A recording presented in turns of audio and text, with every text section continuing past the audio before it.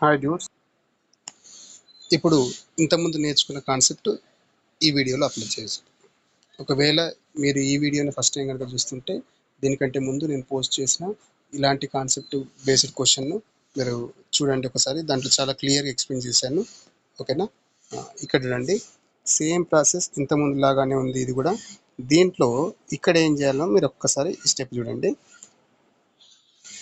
ఇక్కడ ఎన్ని డిజిట్స్ ఉన్నాయి, ఓకే, ఇక్కడ ఇవి ఎన్ని ఉన్నాయి అనేది ఇక్కడ మనం చూద్దాం.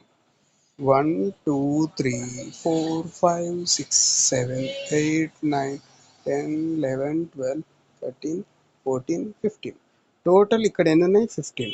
15 అనే డిజిట్స్ ఇక్కడ ఉన్నప్పుడు వీటిని 15ను ఏ టేబుల్గా రాయొచ్చు? 15 1s 15 and next 5 3s 15. Only మనం 2 టైప్స్లోనే రాసుకోవచ్చు కదా.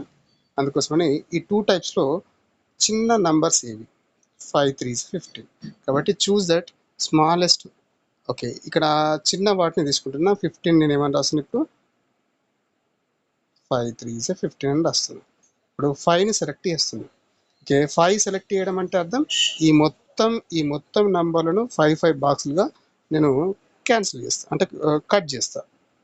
1 2 3 4 5. ఇక్కడికి 5 అయింది, ఇక్కడ ఒక లైన్కి వస్తుంది.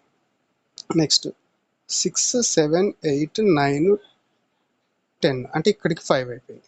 మళ్ళీ 1 2 3 4 5, ఇక్కడ లాస్ట్కి ఒకటి. ఓకే, ఇక్కడ జాగ్రత్త చూడండి, మనం ఈ బాక్స్లలో ఏ విధంగా అయితే మనకు కావాల్సిన దాన్ని సెట్ చేయాలో అది మీరు గుర్తుంచుకోవడం ఇంపార్టెంట్. ఆ కట్ చేయడమే మీకు వస్తే మీకు చాలా ఈజీగా అర్థమవుతుంది. అంటే ఇక్కడ నంబర్లు మీరు చూడాల్సింది చూడండి. ఇప్పుడు మనం ఏం చూడాలి, ఇందులో ఏమేమి లెటర్స్ ఉన్నాయి? BCD. ఓకే, ఇక్కడ ఏం లెటర్స్ కనిపిస్తున్నాయి మనకు? BCD. నేను ఫస్ట్ వాటిని నోట్ చేస్తున్నాను. BCD. ఇంకేమైనా లెటర్స్ ఉన్నాయి చూడండి. ఏ ఉందా? లేదు. అంటే మనకు మొత్తం కాన్సెప్ట్లో BCD మాత్రమే ఉంటాయి. ఇక్కడ ఈ 5 లెటర్స్లో ఏముండాలి? BCD. కానీ అవి ఎట్లుండాలో అనేది మనకి ఇక్కడ లేదు. ఓకే, ఇక్కడ అన్నిటిని మీరు మంచిగా నోట్ చేస్తే last option D. Okay, D is fix అయిపోయింది. అంటే ముందున్న 4 ప్లేస్లను ఫిల్ చేయడం ఇంపార్టెంట్.